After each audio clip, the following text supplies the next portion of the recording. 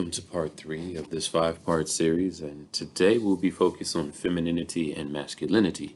In the previous 2 sections of the series, we have discussed the idea of mass culture, as well as examining and helping to get a grip of what it means for signs or signifiers and signifiers to come together and create this sign, this thing that expresses some sort of abstract concept, and then get a better understanding of how meaning is derived from these signifiers, these carriers of concepts and meaning. And so with that, we've explored Stuart Hall's encoding and decoding model to better understand the production aspect of putting meaning together and then the interpretation of meaning.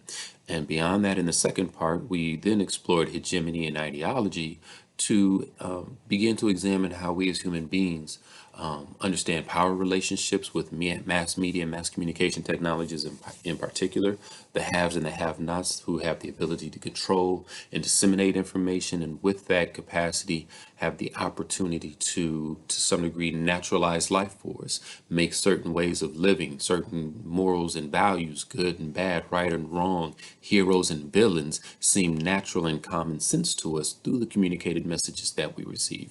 And then lastly, the concept of ideology and how we make sense of our own lives and who we are, as well as observing and making sense of the rest of the world and interactions with others. I want to talk about femininity and masculinity.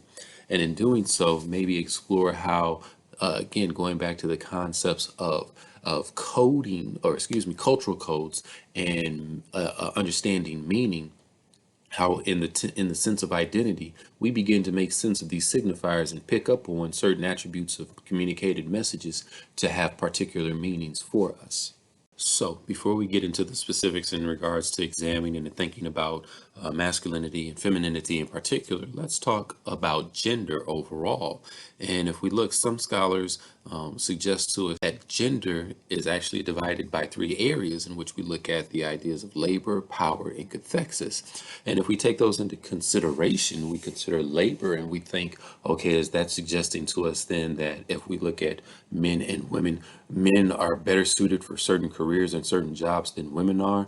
Men should be more apt to be athletic and sporting, so male sports events make more sense than female sporting events would. Women aren't cut out or suited to be athletes. Are we looking at that? Are we considering the idea that women make better educators or better healthcare professionals at the nursing level because they're much better caregivers than men are? If we then go on to continue to think about power, of course, I think a lot of things come into play when you look at thinking about gender in the context of power, just in regards to how often are women in positions of power, whether that be politically or in economics. Are there certain areas of life in which we think women have more power than men do? And what are those areas? What would they be? Do we see, if we function off of a westernized way of thinking and being, would we expect women to have more power in the household or the raising of the children based upon certain ideological perspectives and performances that we see transmitted through media? The last component is this idea of cathexis, which is interesting to me because I don't know if I necessarily am in agreement with this concept, but I can get an idea of what the expectation is and the thought is of relating cathexis, this basic mental and emotional energy that a person would dedicate to either another person or maybe an object. And sometimes people consider this concept of cathexis to be to an unhealthy aspect. And so you ask yourself, are there certain levels of focus and concentration based upon gender, that men tend to focus greatly on this area of life or this person or this particular thing more than women? Say, for instance, automobiles. Some people think that men more often than not have an unhealthy relationship with cars and powerful machines that can go fast or pull a lot of weight, whatever it may be. Whereas maybe the cathexis that we expect, or the ideological perspective that we have in cathexis and related to women, is that of having an unhealthy relationship with love and wanting to be in love, and all these romantic comedy movies that they watch and fall for, and things of that nature. So when we look at this aspect of gender, social theorists break this down into these 3 particular areas. Of course, you'll find theorists that have others that may contribute to it in different ways, but at least for a start, we begin by examining these 3. Now, taking it a step further, it's interesting to think about this perspective that's given to us in heteronormative needs to regulate identities as feminine and masculine to prevail. So now we're working back into that concept of hegemony, and demonic forces basically have to position us in certain silos in order for those dominant forces and those dominant sects of society to be able to continue and maintain their presence and position of power. And one such area of power is that of sexuality, that of gender identity. And those that are heteronormative tend to have more control and more power and influence in society. In essence, what Yakali is suggesting to us is that the heteronormative powers have to regulate what identities are, what functions as feminine, what functions as masculine, in order to maintain their presence and their position of power. So now we start to talk masculinity, and what is this concept? What are the codes? What are the signifiers that we pick up on in media that resonate? Oh, that is what a man is. And I put these particular pictures up on purpose. I've seen, I think, just about every film in the Fast and Furious franchise. My wife has not, but she sat down and happened to watch a piece of one of the Fast and Furious movies with me one evening, and she saw Vin Diesel. And she said, most men, it seems like that's what men want to be, that Vin Diesel image. And, just thinking in terms of the demeanor that he carries, his body type and physicality and build. And then all of a sudden the scene with The Rock comes in and she's like, oh, never mind. Most men want to be The Rock. And for me, I had to laugh because it just demonstrates that idea that the sense of masculinity, at least for westernized society, is the sense of the bigger, the brawnier the man, the more masculine he is. And in the Fast and Furious franchise, every man just keeps getting bigger, and brawnier and more physical in their traits. So with that, we have to ask ourselves, when we engage with signifiers, carriers of meaning in media, and those that represent masculinity, what are we seeing? Because as Hank suggests, masculinity is what a culture expects of its men. And so when we're watching these films and we're seeing all of these action-packed things happening, is this what we expect from men? Or do we not expect for our men to be able to hold conversation? Do we not expect for men to be able to engage with their emotion? Because that is not often what we see in a Fast and Furious franchise. Craig suggests to us that these media images are at the center of the discourse. And so these very images that we are picking up on, especially in a repeated manner, if we've seen all of these films, if we've seen other action-packed films that star Stallone or Hemsworth and all these other action figures, Chris Evans, then we start to process and begin to accept as this is what a man is supposed to be, and this is normalized. So we have to keep in mind that in this concept of masculinity, there is no univocal, unitary sense of what is masculine. So there may be multiple masculinities functioning at the same time. One of the things that we have to keep in mind is that when it comes down to this concept of masculinity and how we experience and think about masculinity, there is that subconscious level where there is a natural state and order, and it comes from the hegemonic discourses that we interact with that repeatedly present certain images and certain ideas of masculinity to us, and we accept them as normal. And basically those hegemonic masculinities dominate all. And so what are we talking about when we explore this concept of hegemonic masculinity? When it comes down to hegemonic masculinity, we have to remember masculinity understood in traditional forms is usually going to be white, middle class, heterosexual, and demonstrates some form of professional or managerial traits. As you see here, I posted a picture of the Chris's. Some people call it the christening of Hollywood in the last, maybe 7 or 8 years.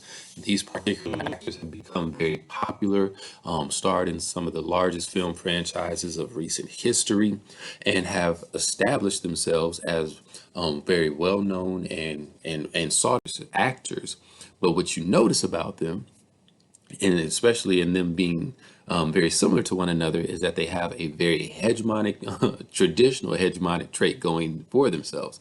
They are definitely white, definitely give off a middle class type of demeanor, just in regards to, you don't necessarily know if they're lower economic class or upper class, but you could see them being somebody that you work with in an office space, somebody that you come across and engage with at a middle income level that's raising a family, living in a suburban neighborhood, something of that nature.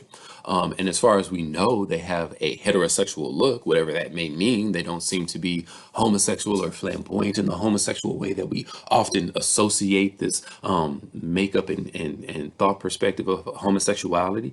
They come off or seem very heterosexual. And if you know anything about them, read up on their lives, I think all of them have either or are either married or have dated and been in the news having dated women. And then, of course, lastly, the professional and the managerial. Look at them. They're clean cut. They look like they could step into somebody's office tomorrow. And so when we think about what a man is and what masculinity looks like, the Chris's and the christening of Hollywood is almost to a T what social theorists and scholars challenge us to think about in regards to what the normative expectations are of masculinity. And so then when we see something else that is presented to us and presented to us in a term that is supposed to be masculine, it jars us. It shakes us out of that common sense, that natural state. And so here we exist in the 21st century where we have a number of non-traditional roles that are being played by men that that go against the traditional hegemonic normative expectation of masculinity. We have roles such as Omar from The Wire, in which he is a thug, a gangster, a criminal background, but he's also homosexual. We have the couple from the Modern Family sitcom, in which they are married, they are homosexual, but they're also raising children. And so, how does that register for us in this heteronormative expectation of masculinity? And then, of course, also in the Disney franchise, we see Disney responding to some of the criticisms and critiques they've received and trying to position women in a place of more presence and more power in their film industries and putting men in more of a position where they are like these second or background players. So we have like Hans and Flynn Rider, Hans from the Frozen films and Flynn Rider from the Tangled Rapunzel storyline, in which they are not the lead characters, they're not the main presence, so they have a secondary role. Does that make them any less masculine in these roles? And so going back to a couple of slides ago, where we have to realize or appreciate that masculinity, if we really understand or look to acknowledge it and recognize it in its different forms, is not univocal, it's not universal, it is very multivocal and multi-present, and there are different ways to demonstrate masculinity. So now with all these new non-traditional forms of masculinity displayed and put out there through media, more questions come abound. And such a question is, does media represent these masculinities or constitute them? And that's a kind of chicken or the egg type of question. What came first? Is it that we are actually having all these masculinities play out in the world and media is able to now demonstrate and show them? Or are the media content and images that we are engaging constructing these concepts of masculinity that now we are going out and performing because we saw it or we were exposed to it through media content? So that becomes an interesting question in and of itself. Are we being led or are we leading in regards to understanding what masculinity is and performing masculinity? Beyond that, we are also challenged with the idea that masculine narratives in media could potentially lead to a destabilization of masculinity, at least that traditional heteronormative hegemonic form of masculinity that we become familiar with.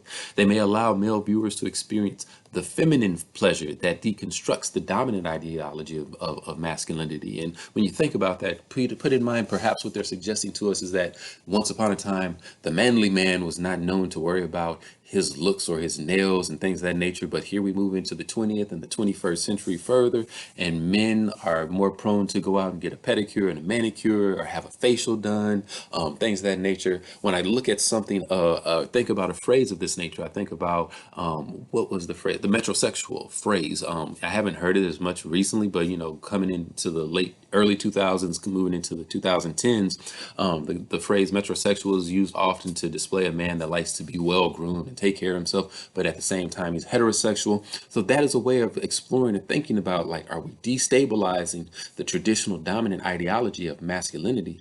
And is that a consequence of new representations of masculinity being presented to us in media, or are these masculinities, have they always existed and they're just now finding their way to be transmitted to us through media?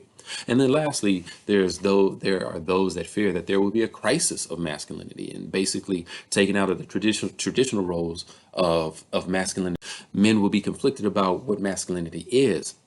And thus this will lead to issues of body image and self-esteem, because no longer do we know what a man is, and then we become in a point of conflict and crisis because we are unable to truly assess whether we are a man or not. So to switch mode a little bit, now let's discuss femininity and how we understand what a woman is, what a woman looks like, and our expectations of femininity.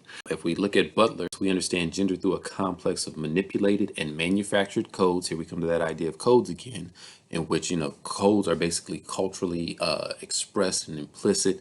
These codes and costumes, rather than inherent, essential, and prima facie attributes of a woman. Gender is found in the repetition and rich of ritual, and thus through this repetition and through these rituals is naturalized. So again, common sense. This is the way it is. This is what a woman is, and so we have to ask ourselves when we think about this phrasing and this statement, that it is a complex of manipulated, manufactured codes. So what are these codes that we pick up on? Are the codes like the first two pictures that you see on the left-hand side of the screen? A woman that's basically draped in pink and has her hair all done and makeup on, with holding very pretty flowers, very similar to the other woman, very dressed very nicely, certain accessories like the bag and the coat draped over her. Is that what a woman is? Because those are the codes and the conventions that we've grown up with and expect for women to demonstrate to be feminine. Or are the codes such as those on the left hand side of the screen, in which we see the young lady, I'm gonna move that timer there for a moment, the young lady that's wearing a football uniform, who's obviously played in a game and has been out there running up and down the field, pushing and shoving. Does that make her any less of a woman because we see her in a different costume? Very similar to the picture in the bottom left-hand corner, which is a scene from the film A League of Their Own. Women had a softball league that was being played while during World War II. And this is very relevant because one of the last remaining members of those teams passed away recently. And so I thought it would be appropriate to demonstrate this photo and ask and question whether are these women any less women because they enjoy to play the game of softball or baseball and get out there in the dirt and run and slide, just as their male counterparts would. So when we talk about femininity, based upon the codes and the costumes that we engage with, do we consider some women more feminine than others because of these costumes, because of these codes, because of these places of interaction that we have for them? So when we think about femininity and expectations for women in a westernized, patriarchal type of society, there are certain things that we've come to acknowledge or recognize to be true more so than not. Especially as social theorists and scholars continue to observe and research these attributes of society and life. And I'm not going to go in order of the bullet points that you see below, so I'm going to go slightly out of order. And I'm actually going to start with the underrepresented piece. Scholars continually demonstrate to us that women are underrepresented when it comes to media content and roles and positions, especially in positions of power. I believe George Gerbner, in his earlier work in terms of cultivation analysis, demonstrated that if we were to go off of the television world, women were often outnumbered 3-1 in terms of lead characters and dominant characters, which of course we know in real world experience opposite, not true at all. Very similarly, with that being understood, that more often than not, women's roles in media are often invisible. They're there, but they're background there, where you see them as like the walls or part of the environment in which the main characters are functioning. So they're not very visible and very prominent in terms of the storylines and in terms of continuing the narrative along.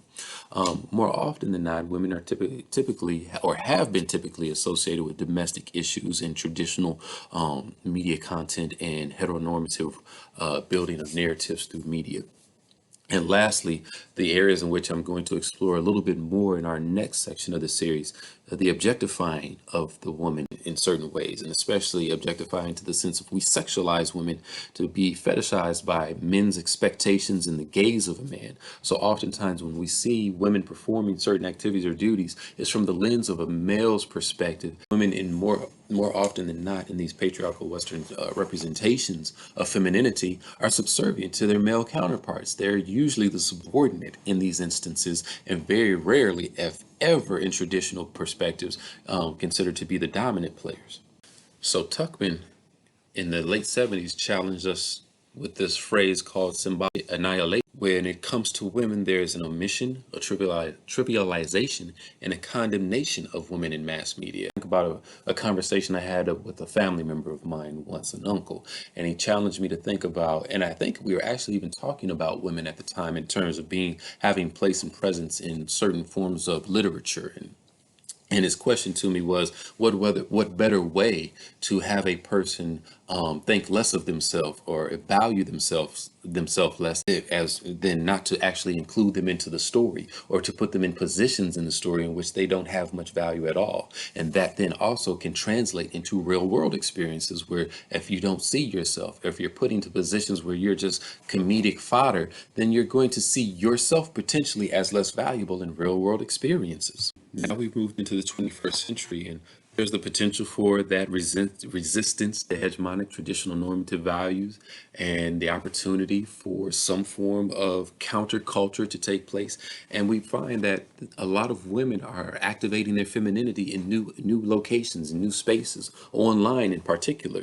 Women are creating more signs that demonstrate or allow for that multivocal point, that multi-perspective presence and presentation of femininity, creating more fan sites where they're rewriting the stories of some of the more classic literature or comic book superheroes, and creating more heroes, or rewriting these stories in which women are these main characters that we become familiar with over the course of time. They're doing it through instant messaging and through social media platforms in which they are creating their own concepts of what femininity is, and not necessarily being restricted and confined to the tailored media content that is often controlled and manipulated by the male gaze and the male lens. Now, we've talked masculinity and femininity and how these two identities are, to some degree constructed through heteronormative, traditional, hegemonic forces, through media content representations, reinforce certain ideologies of what it is to be a man and what it is to be a woman.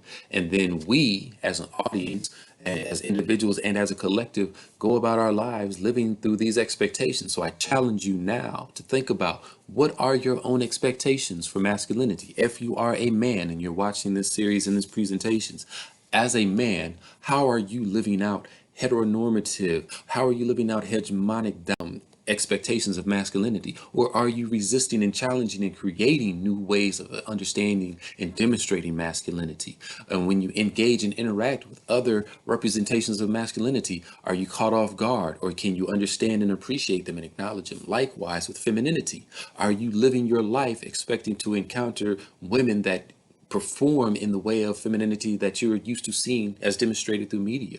Or when you interact with a woman that is different from your own expectations, can you accept that, acknowledge it, and engage it? Likewise for women, I challenge all of us to think about our own expectations of femininity and masculinity, and how media may be contributing to and reinforcing what we believed in femininity and masculinity look and behave like. Thank you again.